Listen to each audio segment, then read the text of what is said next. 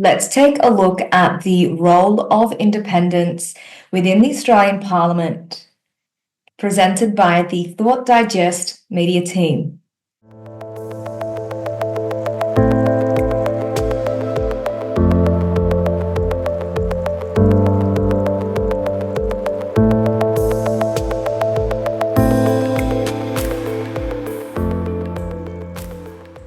An independent is someone who runs on their own. Think no political party, no party whip or party logo, just them and their local community. So how do they get there? Well, for some, running as independents happens from day one, while others are booted from within their own party. Think I'm not with you anymore, political edition. Let's take a closer look at the role of independence pre-1909 for some context. Now, a parliament pre-1990 looked very different than now. No two-party system, just a bunch of smaller parties wheeling and dealing.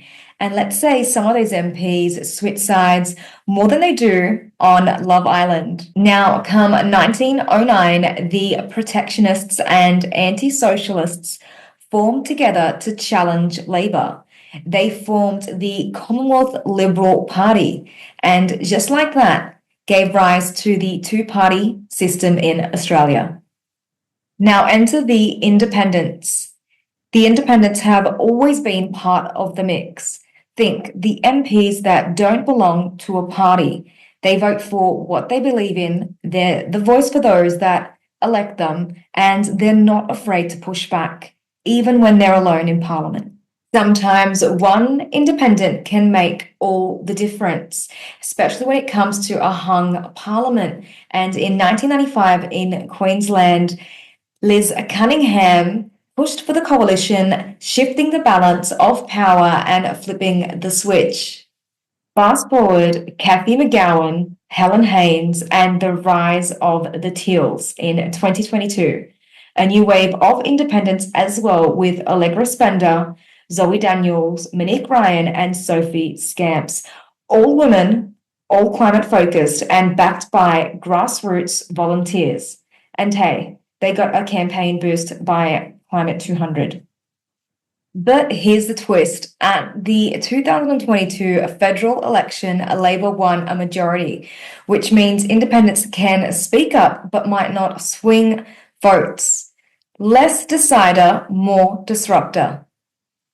But don't sleep on the independents just yet. They debate proposed bills and keep the major parties in check. And if there's a hung parliament, you'll hear from the crossbench real fast. So Australian politics before 1909, total chaos. Parties are propping up, sometimes merging or falling apart. In 1909, Labor and Liberal locked in, game on. And now, yes, these parties still hold the majority, but minor parties and independents, they're known to swing the votes, and they're not just on the sidelines. They're known to push legislation, block it, and always voice their concerns. No strings attached. Sometimes kingmakers, sometimes watchdogs, but always for the people, not the party.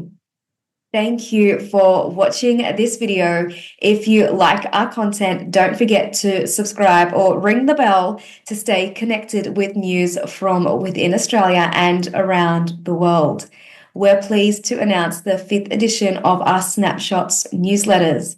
Thank you to the team for making that newsletter possible. Access a free link using the link below. Thank you again to our supporters and the team behind Thought Digest for making this video possible. I'm Shay, and stay connected with the team. I'll see you in the next video.